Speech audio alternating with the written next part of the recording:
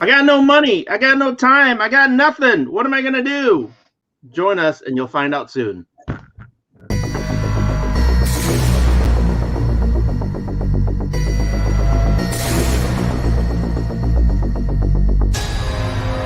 No, flashy thing?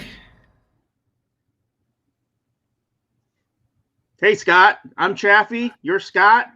This is Business Success.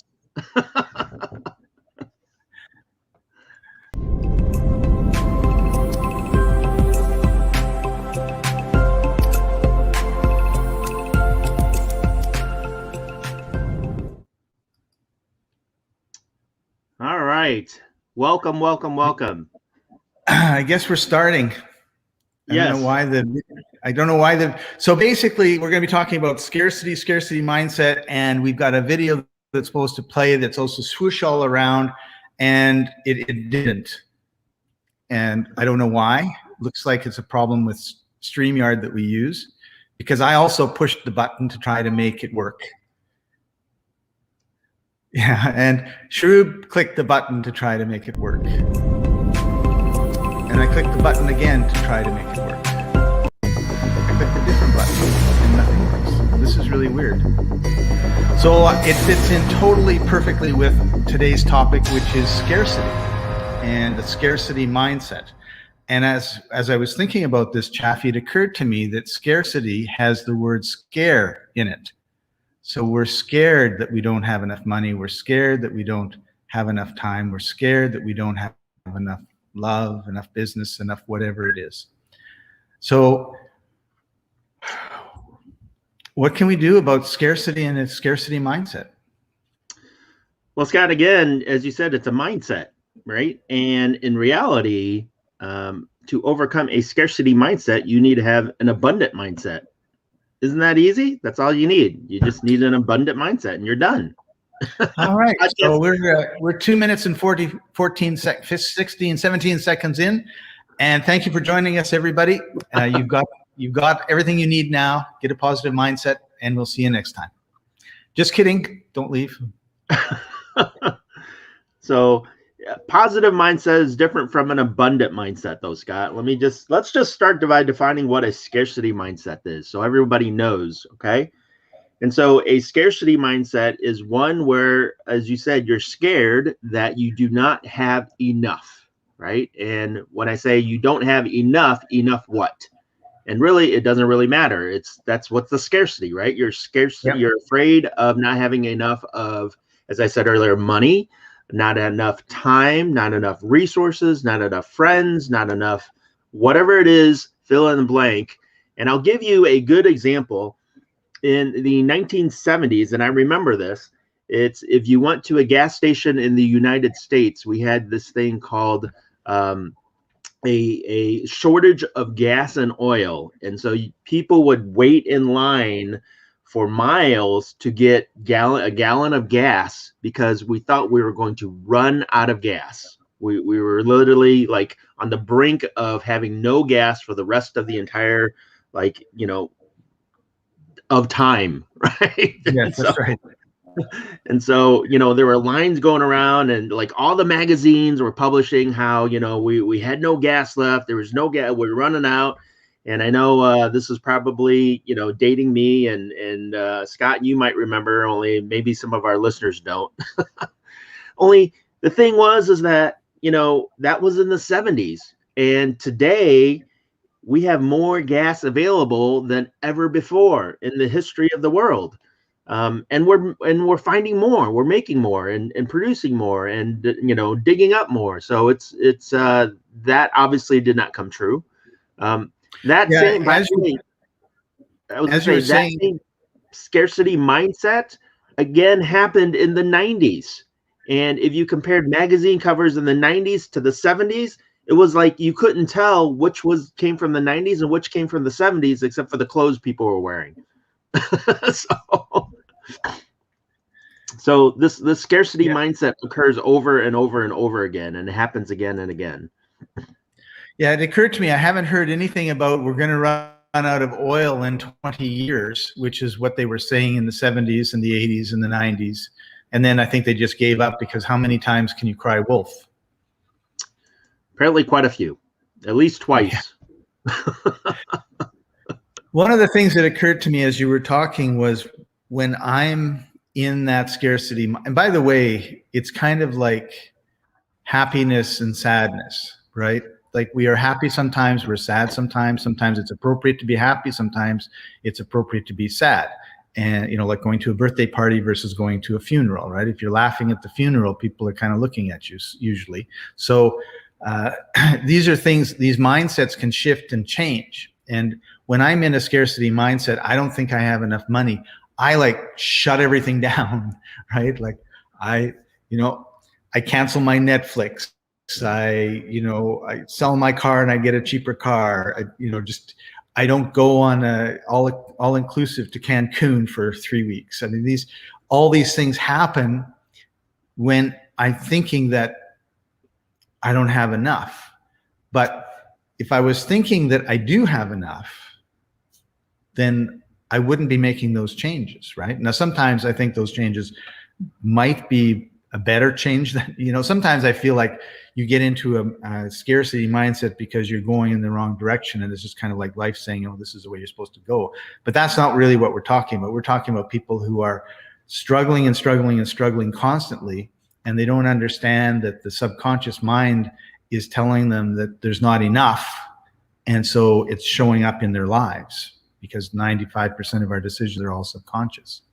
So if you're looking at your life and you're not happy about it, one of my friends always used to say, the question isn't not why don't I have what I want? The question is, why do I want what I have when what I have is not making me happy? And that's a deep question that if you can get to kind of the root of that, you can start shifting things. I'm not sure I understood that question. It's pretty deep. Yeah, I know. I had to hear that question like 30 times because so his whole thing is everything you have in your life is what you want. But your conscious mind says, I don't want this. This is terrible. And it is probably. But your conscious mind is only 5% of your mind. So the other 95%, which is subconscious or unconscious, which means you are not aware of it, but you can look around you and you can see and you can go, wow, this is crappy. So my subconscious mind is making this reality for me, right? Why are there are like a millionaire a day being created in the United States or something like that, I was reading. So why does that guy or gal become a millionaire and I can't figure out how to pay my rent? Well, it's not a conscious thing, because if it was a conscious thing, you would just say, I want to be able to pay my rent. I want to have enough money, and consciously you would have it, but you don't. So at a subconscious level, everything we have, we want. And I'll give you a great example. Self-sabotage, okay? Nobody wants to sabotage their success. And one of the things that I will never forget is about 20 years ago, I had a partner, and she and I met with the marketing team of our client. So we have this meeting, everything else, and we're done. And we're sort of saying our goodbyes. And at the end of the meeting, she blurts out, the name of our client is a cheap Jew. Oh. And the guy that was leading the meeting says, well, I'm Jewish too. And my jaw dropped, my eyes popped out. I was like, what? Like, why? That has nothing, it had nothing to do with any part of our conversation. We didn't talk about money. We didn't talk about anything. And out of the blue, this pops out of her mouth. And it's like, what are you doing? Like, why did you say that? And it wasn't a conscious decision. I'm sure she didn't think for the hour that we were there, this guy is a cheap Jew and I'm going to tell everybody. It just blurted out of her mouth, and it's totally sabotaged our relationship with that person. And so how many times, and I mean, that's like a super obvious example, right? Because she never said anything bad about any religion, any ethnic minority. Never. And then out of the blue, like after I've known her for 2 or 3 years, she just blurts this out at the end of a meeting with a bunch of people that is totally unacceptable, right? And so I think subtly our subconscious causes a lot of these problems. So if you don't deal with the subconscious, you're always going to get this same result because you're not dealing, it's kind of like if you've got a dandelion and you pick the yellow flower, the next day you got another yellow flower because the dandelion just heals and away it goes, right? So you need to get to the root of why you have this scarcity mindset, and then you can change it. And once it becomes obvious, I mean, the cool thing is that once you shine the light on that thing and it's no longer subconscious and it's conscious, it can change instantly. It's like, oh, some rabbi stepped on my toe when I was 3 and I subconsciously resented them ever since. Like, I don't know what it is, right? But I think sometimes when we look at our scarcity, it's like, oh, this is a terrible thing that's happening to me. Somebody else is doing it. Chaffee, I don't have any money and it's your fault. Whereas in fact, it's the behaviors that I'm not aware of and the attitudes that I'm not aware of that I'm doing that's constantly causing me to self-sabotage myself and put myself into this situation that I'm not happy about. Well, I think you touched on many different topics as always, Scott, when it comes to this topic, right? And what I could say is that people, as you said, the big challenge here, right, is that people do not realize that they have a scarcity mindset, right? And so it happens, as you said, it could be happening because of something that occurred way in your past, in your childhood, or in a previous life or whatever, or it could be happening because of things that are happening right now in your life. And I'll give you an example. I work with a lot of real estate investors, and in the real estate investing world, you need 2 things. You need more than 2 things. Well, you need 2 primary things to be successful. You need money and you need deals, right? And a lot of people in real estate, right? So you need money to buy the properties and you need deals to make money when you buy the properties, right? And so those are oftentimes the 2 biggest challenges that real estate investors have is I have no money to buy these deals. And then sometimes when you have the money or you get the money, then you're like, well, I cannot find the deals. There are no deals out there. And when you think about it today, and so because of those 2 things, because you say, I have no money, I have no money, I have no money, then you don't do any real estate deals. Then a lot of people end up quitting or struggling because in their mind, there is no money and they have no access to money. Or the opposite is true, is that in their mind, there are no deals out there. There's no real estate deals that's, I can't find any, it's too hard. And so they give up on their business because of the scarcity mindset. It forces them, not forces them, it enables them to make choices that are detrimental to their business, which means they're either going to stop, quit, or do things or not do things which they should be doing in order to get the money or to get the properties, right? And so let's switch that around real quick and look at what's going on.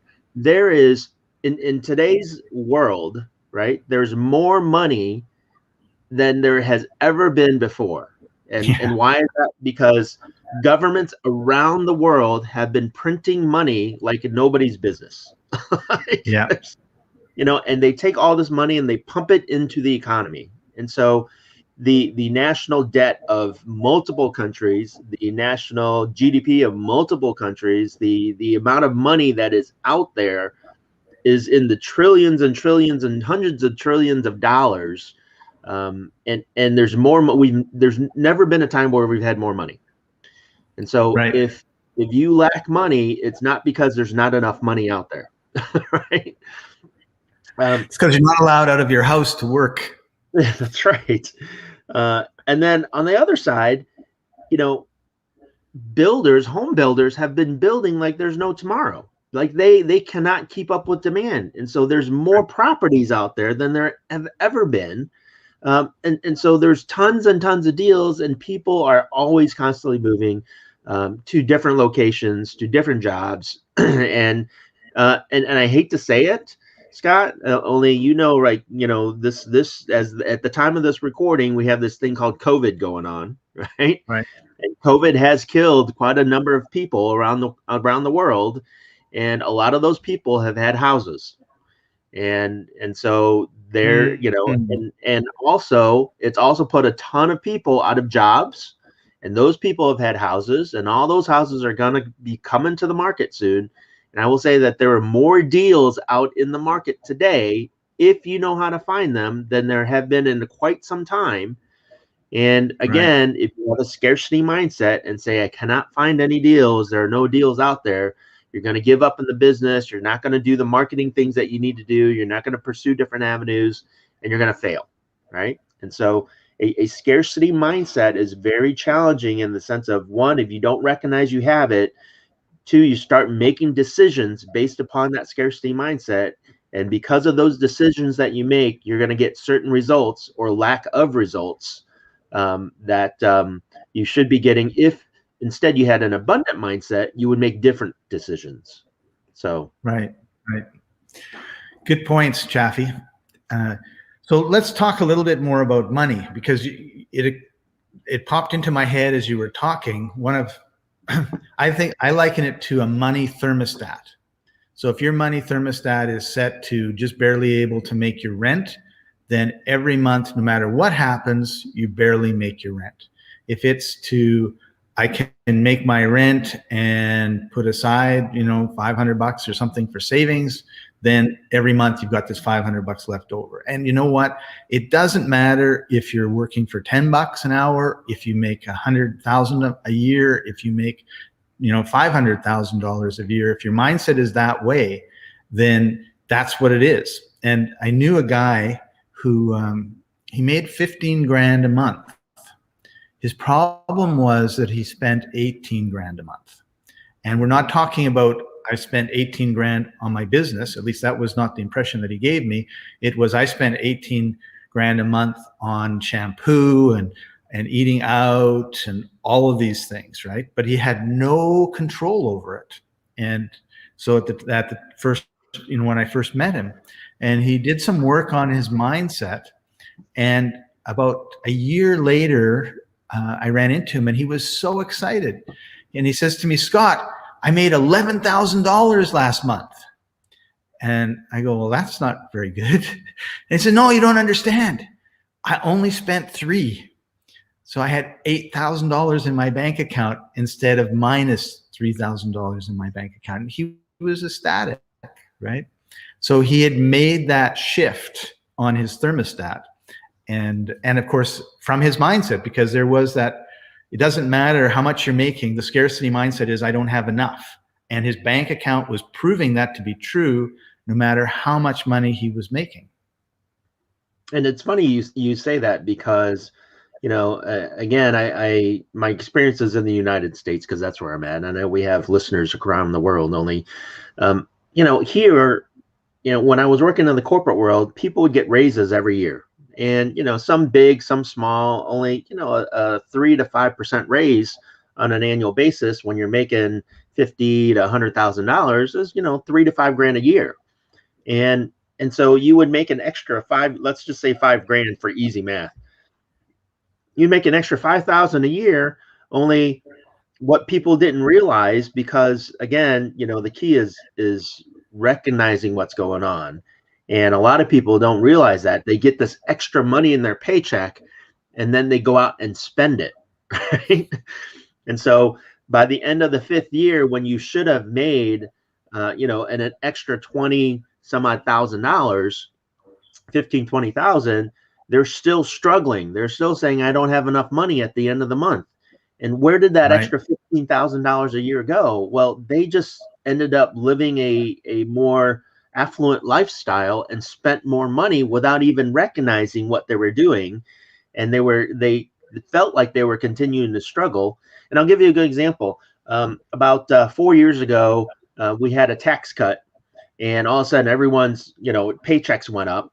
And one of my buddies, was making more money than he'd ever made before. And he's like, oh, this is great. Only what does he do with that money? Instead of taking that money and putting it away, saving it, investing it, or consciously doing something with it, he's like, I got all this extra money. I'm going to go buy this thing called a boat.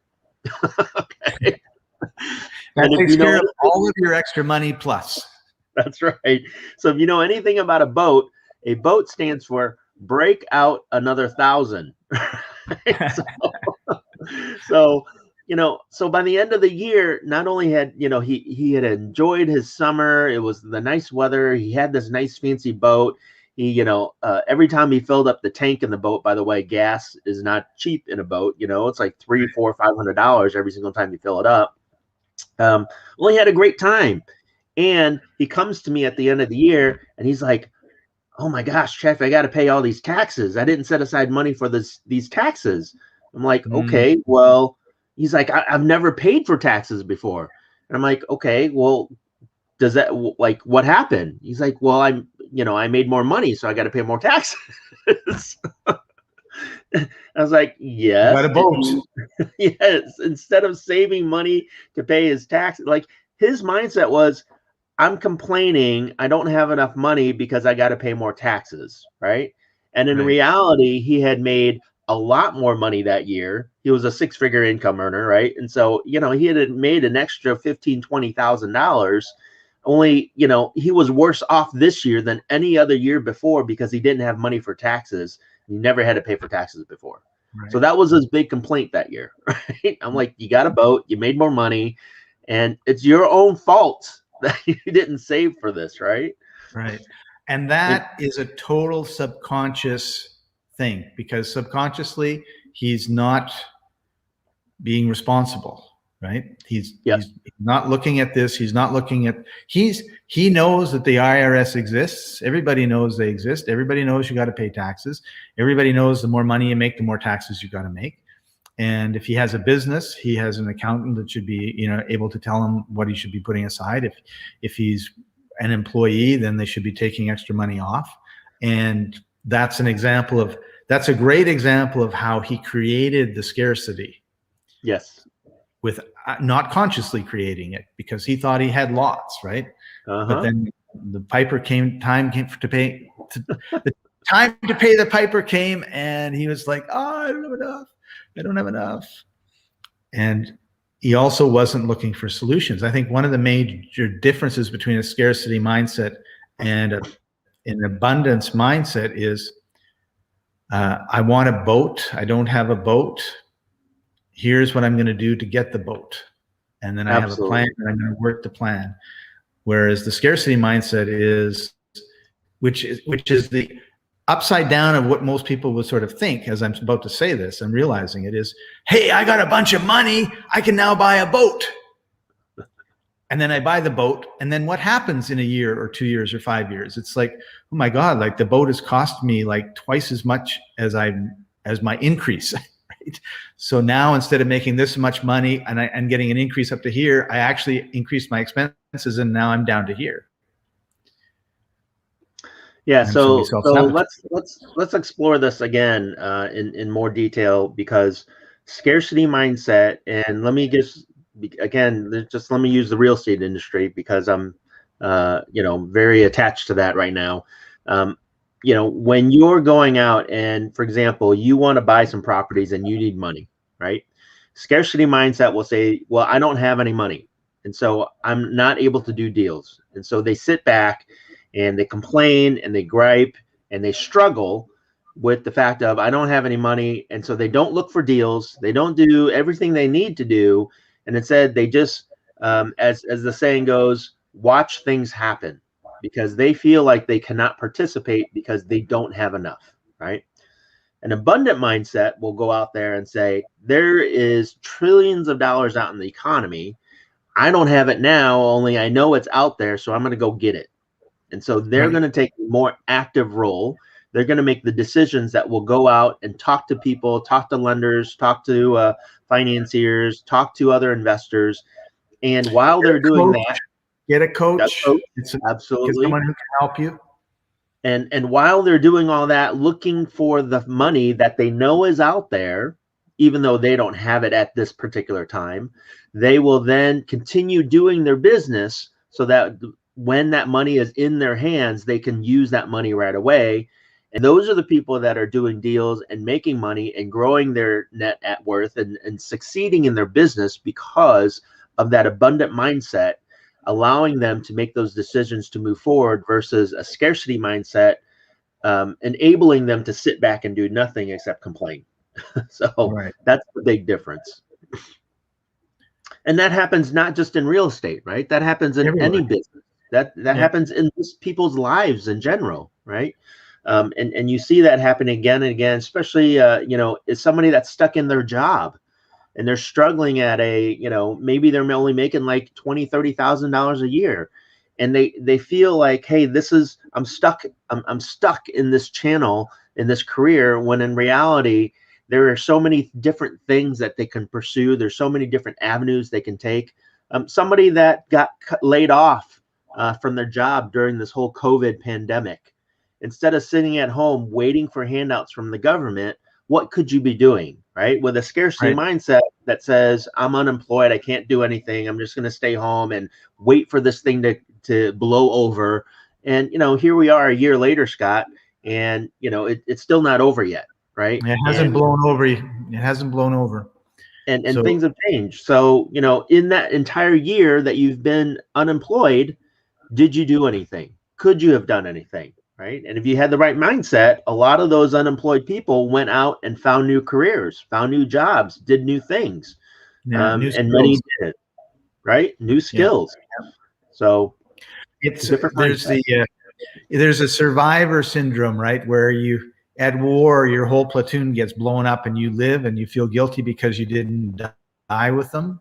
Yep. And that's going on right now because there's a whole pile of people that are making a fortune and they hear about all these poor people that can't pay their rent and they're like, they feel guilty because, well, I like a lot of our friends in our circle, they're like, this is the greatest time ever.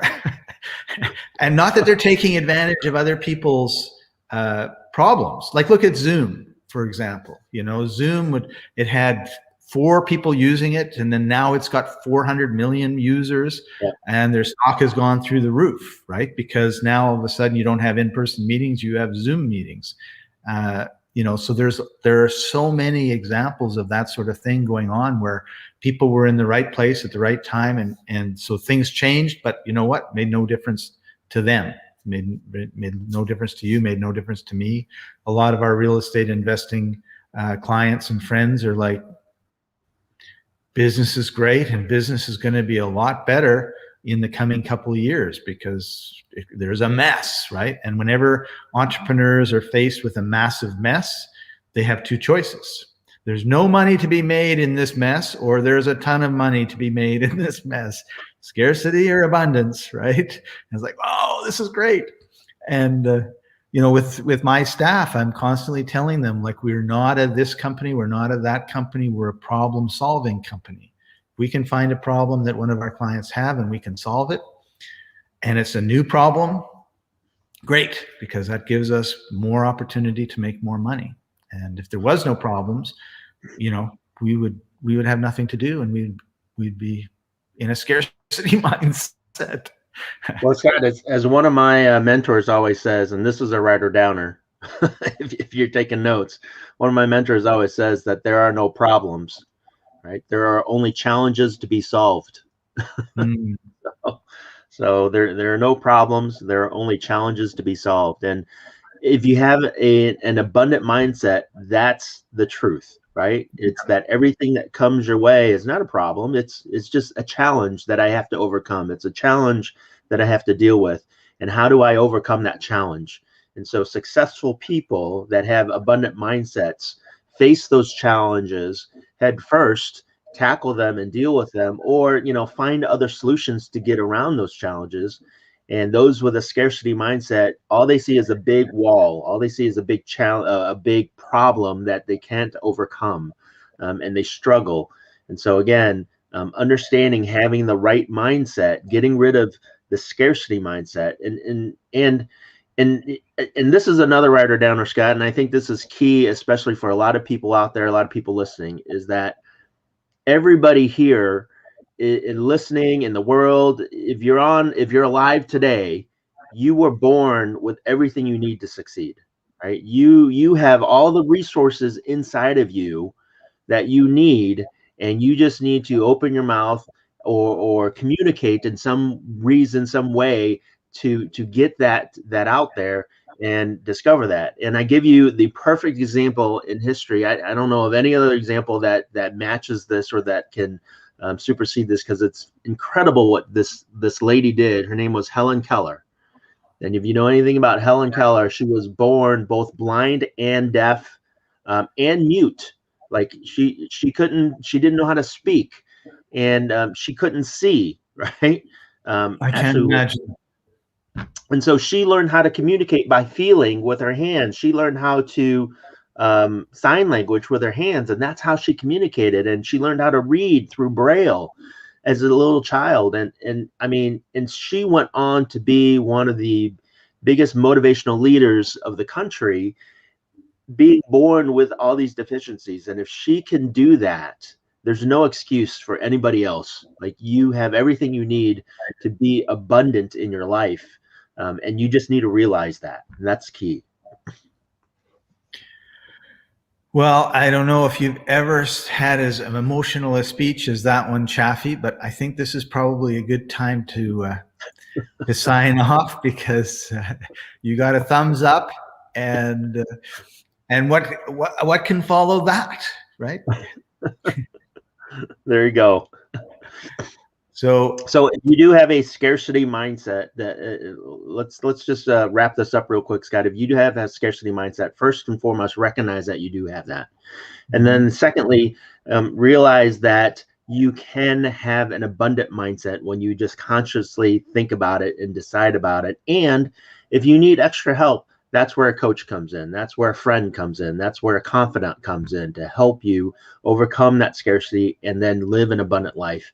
And when you live an abundant life, everything changes for you. So, start following that path, and you'll start seeing miracles happen every single day. Absolutely. So, Chaffee, what's your website if somebody wants to contact you and talk to you about a coaching program?